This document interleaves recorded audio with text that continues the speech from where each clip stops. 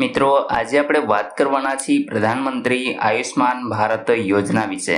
તમે તમારું આયુષ્માન કાર્ડ કઢવેલું છે, પરંતુ મિત્રો તમે કોઈ પણ કારણોસર આધાર કાર્ડમાં સુધારો કરાવેલો છે, તો હવે તમે એને આયુષ્માન કાર્ડમાં કઈ રીતે સુધારો કરી શકશો એના વિશે સંપૂર્ણ માહિતી તમને આ વિડીયોની અંદર આપવાની છે।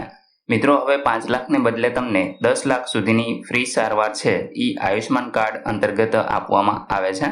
તો મિત્રો આયુષ્માન કાર્ડ સુધારો કઈ રીતે કરવો એના વિશે સંપૂર્ણ માહિતી તમને આ વિડીયોની અંદર આપવાની છે, તો વિડીયોને પૂરો જોવા વિનંતી। ચાલો શરૂ કરીએ।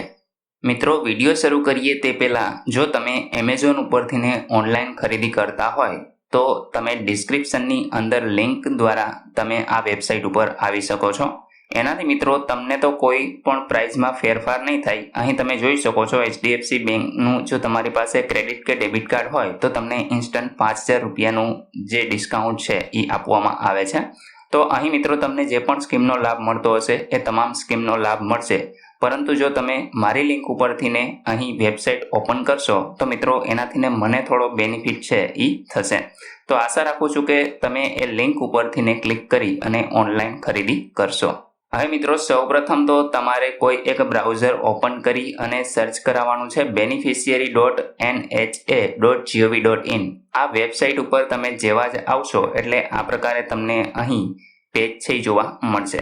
મિત્રો અત્યારે વેબસાઇટ ઉપર અપડેટ નથી થયું એટલા માટે તમને અહીંયા 5 લાખ તક મુફ્ત ઇલાજ આવો એક મેસેજ જોવા મળશે, પરંતુ તમે નિશ્ચિંત રહેજો, તમને હવે 10 લાખ રૂપિયા સુધીની સારવાર છે એ મફત આપવામાં આવે છે।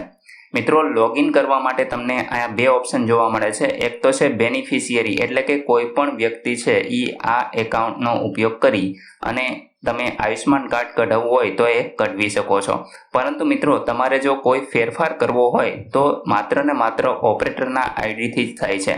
ઓપરેટરનું આઈડી મિત્રો કોઈ પણ સામાન્ય જનતાને નથી મળતું, પરંતુ એ જે લોકો એની સાથે સંકળાયેલા હોય અથવા તો હેલ્થ ડિપાર્ટમેન્ટ કે કોઈ પણ હોસ્પિટલની અંદર હોય તો એવા લોકોને અહીં ઓપરેટર આઈડી છે એ આપવામાં આવે છે। તો એના માટે મિત્રો એમને અહીંયા મોબાઈલ નંબર નાખવાનો હોય છે, ત્યાર પછી લોગિન થઈ અને આગળ વધવાનું હોય છે। જો અહીંયા CSC થ્રુ લોગિન થવું હોય તો મિત્રો એનો પણ એક ઓપ્શન આપેલો છે, તો એના થ્રુ પણ તમે લોગિન થઈ શકો છો। જો તમારી પાસે લોગિન આઈડી હોય CSC નું તો એ દ્વારા તમે લોગિન થઈ અને કોઈ પણ સુધારો કરી શકો છો। તો મિત્રો આપણા ગુજરાતની અંદર માત્ર ઓપરેટર દ્વારા જ છે એ તમે ચેન્જ છે ડેટા એ કરી શકો છો।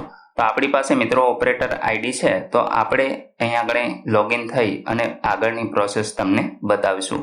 મિત્રો તમે જોઈ શકો છો અહીં લોગિન થશો એટલે આ પ્રકારે તમને તમામ ઓપ્શન છે જોવા મળશે। અહીં તમારે યોજના છે એ સિલેક્ટ કરવાની હોય છે, ત્યાર પછી રાજ્ય તમે અહીંથી સિલેક્ટ કરશો। અહીંયા પણ તમારે સબ યોજના એટલે કે જે પેટા સ્કીમ છે એ તમારે સિલેક્ટ કરવાની હોય છે। ત્યાર પછી અહીંથી મિત્રો તમારે તમારો જિલ્લો છે એ પસંદ કરવાનો હોય છે। અહીં તમે જોશો કે તમે ફેમિલી આઈડીથી સર્ચ કરાવી શકો છો, ત્યાર પછી તમારી પાસે આધાર નંબર તો હોય જ। તો મિત્રો સૌથી સરળ ઓપ્શન છે આધાર નંબર, તો આપણે એના થ્રુ જ ક્લિક કરી અને સર્ચ કરાવશું। બાકી તમે નેમ અથવા તો પ્રધાનમંત્રી જય આઈડી હોય તો એના દ્વારા પણ તમે સર્ચ કરી શકો છો, પરંતુ મિત્રો અહીંયા આપણે આધાર નંબરથી ને સર્ચ કરશું। જેવું તમે આધાર નંબર સિલેક્ટ કરશો એટલે તમારે અહીંયા આધાર નંબર નાખવાનો ઓપ્શન છે જોવા મળશે। તો મિત્રો આના ઉપર તમારે ક્લિક કરી અને આધાર નંબર નાખવાનો રહેશે। ત્યાર પછી અહીંયા સર્ચનું બટન તમને જોવા મળશે, તો એના ઉપર તમારે ક્લિક કરી દેવાનું રહેશે। મિત્રો જેવું તમે સર્ચ કરાવશો એટલે તમારા તમામ ફેમિલી મેમ્બરનું લિસ્ટ તમને અહીંયા જોવા મળશે। જેટલાના પણ આયુષ્માન કાર્ડ નીકળેલા હશે એ અહીંયા તમે જોઈ શકશો વેરીફાઈ એપ્રૂવ એવું લખેલા હશે। જેનું આયુષ્માન કાર્ડ નહીં નીકળેલું હોય એનું અહીંયા આગળ જનરેટનું ઓપ્શન તમને eKYC નામનું ઓપ્શન જોવા મળશે।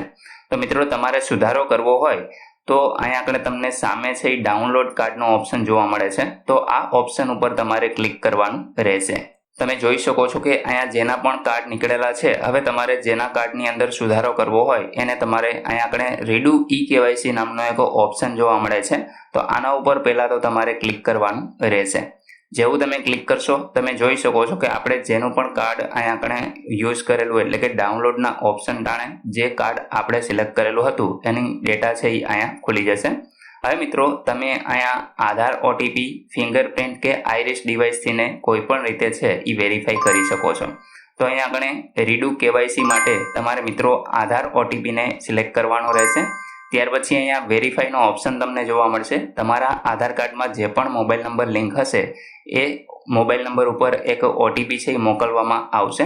જેવું તમે વેરીફાઈ ઉપર ક્લિક કરશો અહીંયા આગળ તમારે એગ્રીના ઓપ્શન ઉપર કરી અને એલાવ કરી દેવાનું રહેશે. મિત્રો એટલે તમારા આધાર નંબર ઉપર એક ઓટીપી છે એ મોકલવામાં આવશે અને એક બીજો ઓટીપી છે જે ઓપરેટર મોબાઈલ નંબરના આઈડી ઉપર મોકલવામાં આવશે. તો અહીં બંને ઓટીપી છે એ તમારે વેરીફાઈ કરવાના રહેશે. હવે અહીં મિત્રો તમે જોઈ શકો છો કે જેવા આપણે બંને ઓટીપી વેરીફાઈ કર્યા એટલે અહીંયા આગળ એક તો તમારે તમારો ફોટોગ્રાફ છે એ લેવાનો હોય છે. તો અહીં મિત્રો ફોટોગ્રાફ કેપ્ચર કરવાનો હોય છે. એના માટે તમારા લેપટોપની અંદર વેબકેમ અથવા તો પીસીમાં વેબકેમ છે એ હોવો જરૂરી છે. ત્યાર પછી અહીંયા મેચ સ્કોર તમને જોવા મળશે. તમે જોઈ શકો છો કે જે મેચ સ્કોર છે એ 85.75% એટલે કે તમારા આધાર કાર્ડનો ડેટા અને જે તમારું આયુષ્માન કાર્ડ છે એમાં 85% ડેટા છે એ મેચ થાય છે. કોઈ માઇનોર ચેન્જીસ છે તો એ મેચ નથી થતો. તો એના માટે જ મિત્રો આપણે છે એ આયુષ્માન કાર્ડ સુધારવું છે. અહીં તમને તમારું family ID, member ID A તમામ વિગત છે એ જોવા મળશે. જે પ્રમાણે આધાર કાર્ડમાં હશે તો એ પ્રમાણે તમે અહીંયા જોઈ શકશો. ત્યાર પછી મિત્રો નીચે તમે જોશો કે અહીંયા જો તમારે મોબાઈલ નંબર ચેન્જ કરવો હોય તો અહીંયા યસનો ઓપ્શન તમે સિલેક્ટ કરશો એટલે મોબાઈલ નંબર નાખવાનો ઓપ્શન તમને જોવા મળશે. તમારે એને વેરીફાઈ ઉપર ક્લિક કરી અને ઓટીપી છે એ વેરીફાઈ કરવાનો રહેશે. પરંતુ મિત્રો આપણે મોબાઈલ નંબર ચેન્જ નથી કરવો તો અહીંયા હું નોનો ઓપ્શન છે એ સિલેક્ટ કરી લઉં છું. હવે અહીંથી તમારે તમારું જે જન્મનું વર્ષ હોય એ સિલેક્ટ કરવાનું છે. ત્યાર પછી ફેમિલી મેમ્બરમાં જે હેડ એટલે કે તમારા રાશન કાર્ડની અંદર જે મેઇન વ્યક્તિ હોય એની સાથે તમારો શું સંબંધ છે તો એ તમે અહીંથી સિલેક્ટ કરી શકો છો. ત્યાર પછી પિનકોડ નંબર તમારે અહીંથી સિલેક્ટ કરવાનો રહેશે. અહીંયા આગળ મિત્રો સ્ટેટ અહીંયા રાજ્ય તમને જોવા મળશે.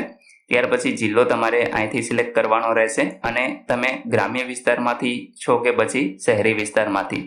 તો અહીંયા રૂરલ હોય તો ગ્રામ્ય અને શહેરી હોય તો અર્બન તમારે સિલેક્ટ કરવાનું રહેશે. ત્યાર પછી મિત્રો આ તમામ ડિટેલ ભરી અને તમે જેવું સબમિટ કરશો એટલે તમારું આયુષ્માન કાર્ડ છે એ અપડેટ થઈ જશે અને તમારે એને ડાઉનલોડ કરી લેવાનું રહેશે. તો મિત્રો આશા રાખું છું કે અહીં આયુષ્માન કાર્ડ સુધારવા વિશે તમને તમામ માહિતી મળી ગઈ છે. તેમ છતાં પણ કોઈ પ્રશ્ન હોય તો તમે કોમેન્ટ દ્વારા પૂછી શકો છો. વિડીયોને લાઇક કરજો, તમારા મિત્રો સુધી શેર કરજો અને ચેનલને સબસ્ક્રાઇબ કરી લેજો જેથી આવી કોઈ પણ માહિતી આપ સુધી પહોંચતી રહે. વિડીયો જોવા બદલ આપનો ખૂબ ખૂબ આભાર. મળીએ એક નવા વિડીયો સાથે. ત્યાં સુધી જય હિન્દ.